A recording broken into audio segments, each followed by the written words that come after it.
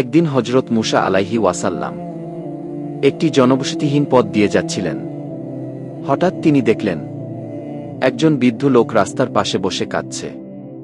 তার চোখে অসহায়তা, শরীর দুর্বল। হজরত মুসা আলাইহি ওয়াসাল্লাম কাছে গিয়ে জিজ্ঞেস করলেন, আপনি কষ্টে আছেন কেন?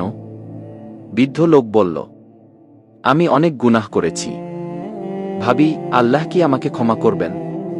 হজরত মুসা আলাইহি ওয়াসাল্লাম আল্লাহর কাছে দোয়া করলেন। ওহির মাধ্যমে আল্লাহ বললেন, তাকে বলো আমার রহমত তার গুনাহর চেয়েও বড়। এই কথা শুনে বৃদ্ধ লোকের মুখ উজ্জ্বল হয়ে উঠল। তার চোখে আশা ফিরে এলো। হজরত মুসা আলাইহি ওয়াসাল্লাম বললেন, আল্লাহ নিরাশ করেন না, নিরাশ হয় শুধু শয়তান।